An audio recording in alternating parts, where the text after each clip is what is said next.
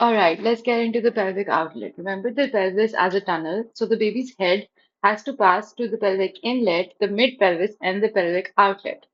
Now, the pelvic inlet is basically the entrance, the mid pelvis is the rotation at the level of the ischial spines, and then we have the pelvic outlet, which is the exit. So, the baby's head basically, when it gets engaged, it is basically arrested in the transverse diameter.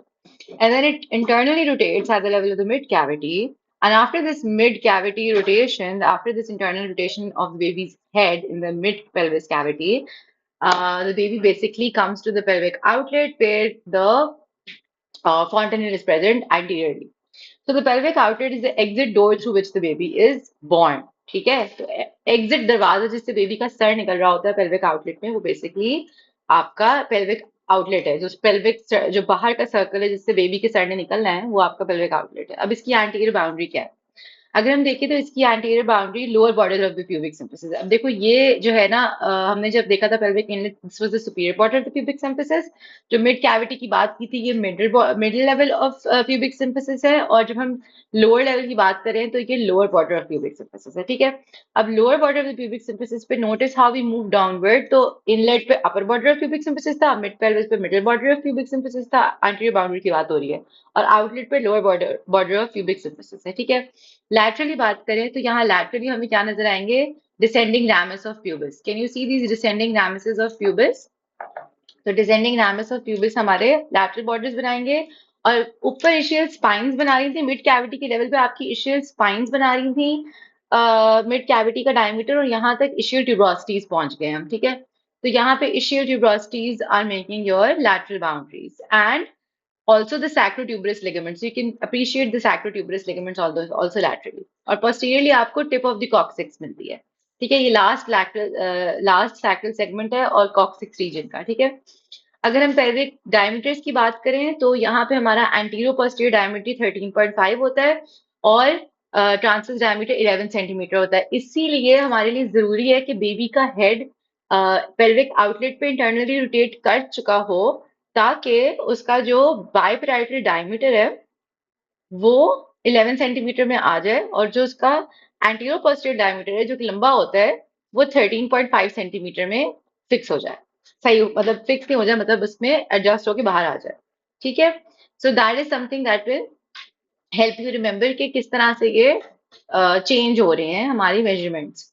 देखो pelvic inlet round थी जो inlet थी वो round Oval थी sorry wide थी चौड़ी थी sideways तो हमारा बेबी जो था वो अपना सर टेढ़ा करके आ रहा था ठीक है और बाद में वो इंटरनली रोटेट हो रहा था मिड पेल्विस पे ठीक है और यहाँ पे क्रेनियो पेल्विक डिस्प्रोपोर्शन के इश्यूज आते हैं जब ये यहाँ पे रेस्ट हो जाता है क्योंकि आपके पास मिड पेल्विस में एक राउंड पेल्विस है और वो 11 या 12 सेंटीमीटर पूरी राउंड है और पेल्विक आउटलेट पे आ जाते हैं यहाँ तक इंटरनल रोटेशन हो चुकी होती है तो बेबी का हेड आगे की तरफ प्रोजेक्टेड होता है Now, why must the fetal head rotate? मैं बोल चुकी हूँ at the inlet the widest diameter is transverse, so the baby head enters sideways, ठीक है? But at the outlet the widest diameter is now anterior posterior, so the baby rotates 90 degrees, 90 degrees, so its widest part aligns with the 13.5 centimeter anterior posterior diameter. इसको हम internal rotation कहते हैं. ये rotation किधर होती है? Mid pelvis में होती है क्योंकि वो round है, ठीक है? Pelvic axis की हमने बात की है. Imagine drawing a line through the center of the birth canal. It is not straight, it is curved.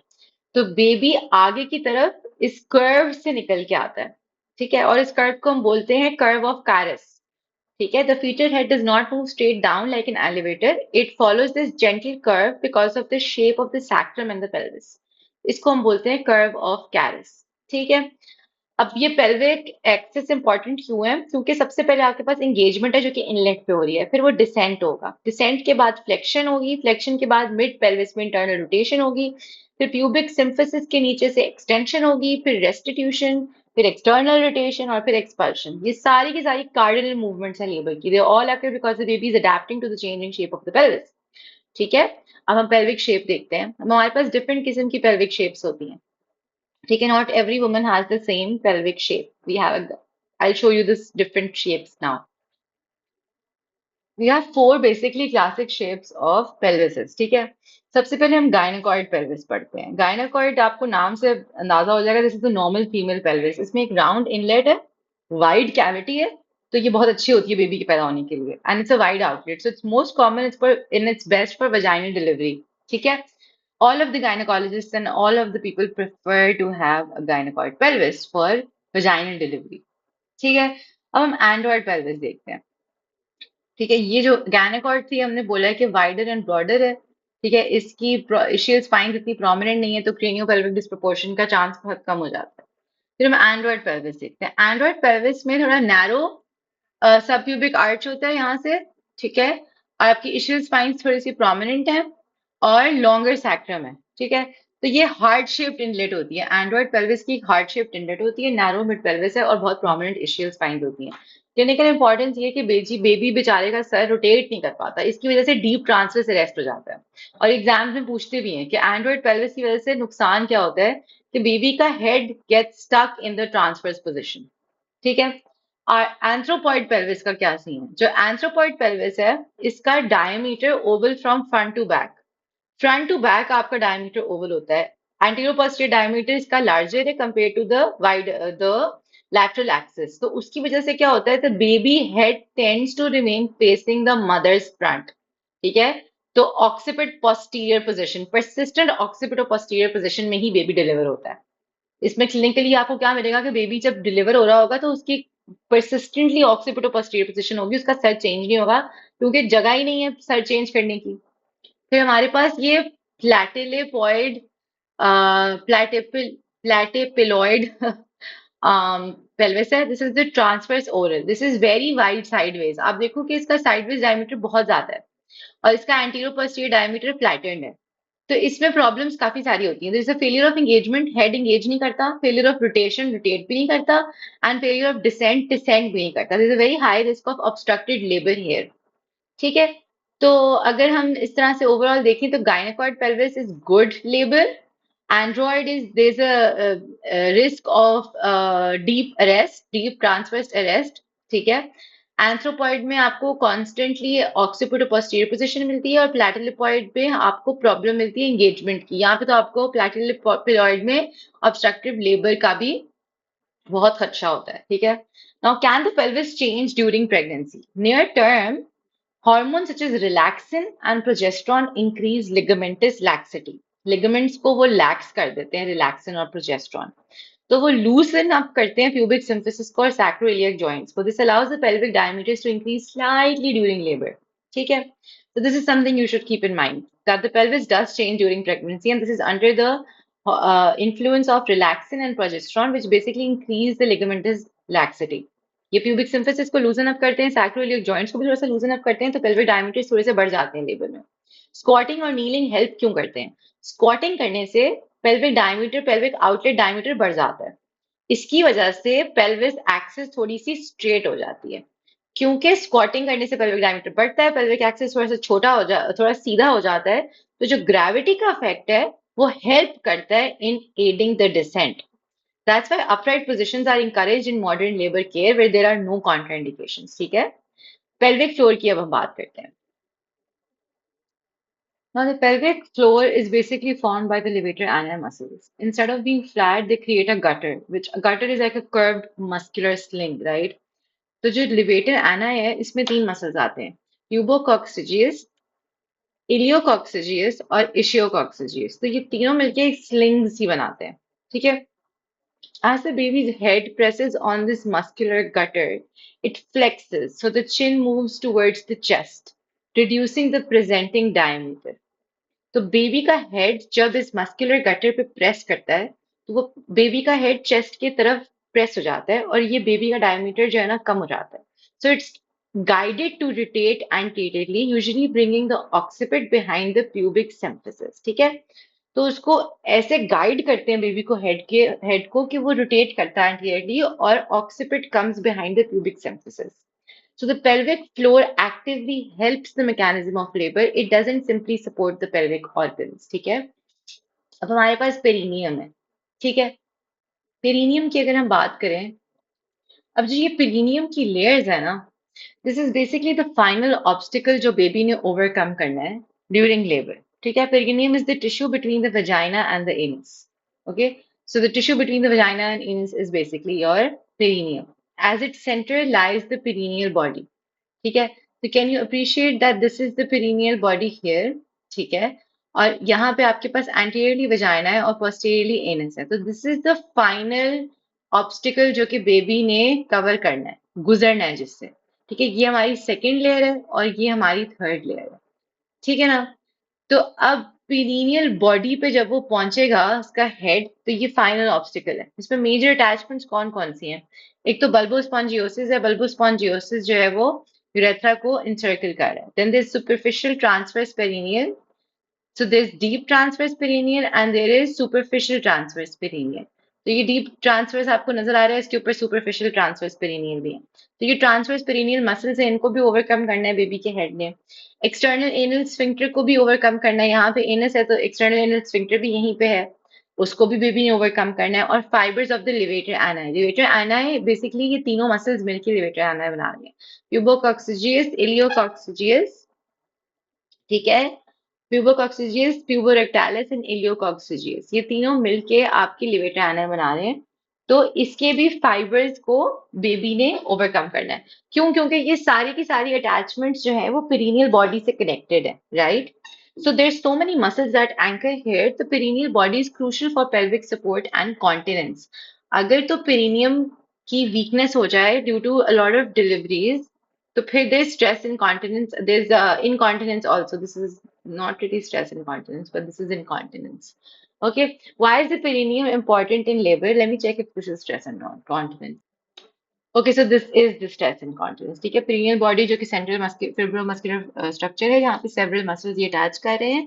ठीक है, क्या होता है कि जब जब बहुत सारी डिलीवरीज हो जाती है ना और पेल्विक फ्लोर वीकन हो जाता है या पेरिनियल बॉडी वीकन हो जाती है, तो जब आप कॉफ, स्नीज, लाफ, जंप या हैवी ऑब्जेक्ट्स को लिफ्ट करते हैं, तो क्योंकि पेल्विक फ्लोर वीक होता है तो यूरिन लीक करती है और उसको हम स्ट्रेस यूरिनरी इनकॉन्टिनेंस कहते हैं। तो this is very common in patients who have vaginal child, especially difficult or multiple deliveries, and people who have had episiotomy or severe perineal tears or menopause or loss of estrogen or aging or obesity or chronic cough or heavy lifting। ठीक है, इस तरह के patients में ये बहुत common होता है।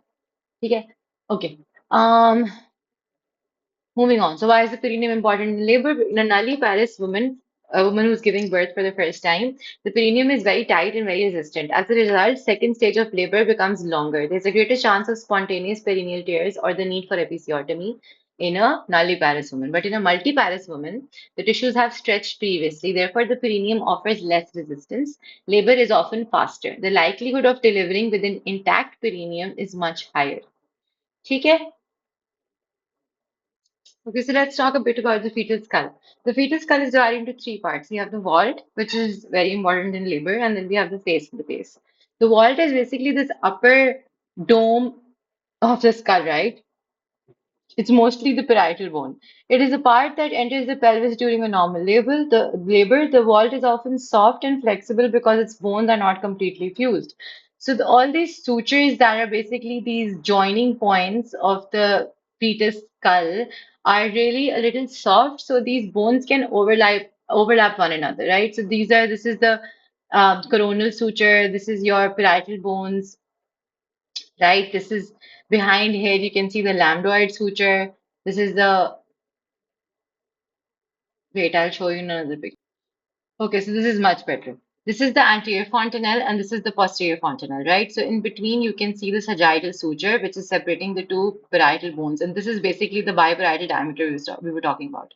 And then anteriorly, you have the two frontal bones, which basically have this coronal suture between the parietal and frontal bones. And the frontal suture is between the two frontal bones, and the lambdoid suture is posteriorly present. See this lambdoid suture between the occipital bone and the parietal bone. So all these sutures are basically a little soft that allows for the overlapping of these bones through labor, right?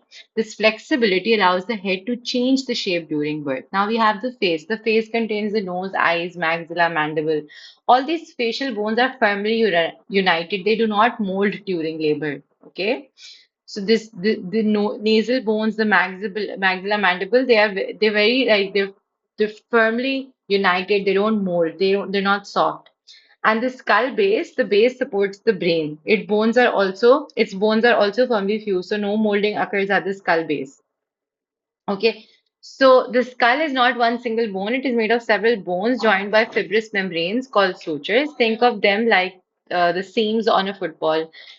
So the bones of the skull vault are basically two parietal bones, part of the frontal bone, part of the occipital bone, and part of the temporal bones. Between there are four major sutures. So we saw the sagittal suture, which runs in the midline between the two parietal bones. This is the most important suture felt during labor. Okay, this sagittal suture is the most important suture. Then we have the coronal suture. The coronal suture basically runs from side to side. It separates the frontal bone from the parietal bone. So this is the frontal bone, this is the parietal bone. Then we have the frontal or metopic suture. This is between the two frontal bones. This is between the two halves of the frontal bones. Then we have the lambdoid suture. These are the lambdoid suture. They are between the occipital bone and the parietal bone. So what are fontanelles? A fontanelle is simply the meeting point of sutures. Think of it as a junction where several roads meet. There are two clinically important fontanelles. The anterior fontanelle is also known as bregma. This is the large fontanelle. This is where the four sutures meet. The shape is like a diamond. On vaginal examination, you can feel four suture lines coming from it. This is how you recognize that this is the anterior fontanelle. The posterior fontanelle is located between the sagittal suture and two lambdoid sutures, and this is basically triangular. Can you appreciate that this is triangular and this is diamond shaped, right? So this is triangular, and on vaginal examination, on the posterior fontanelle, you can feel three suture lines, right? I'll stop the video here, and we will continue off with the diameters of the skull in the next video.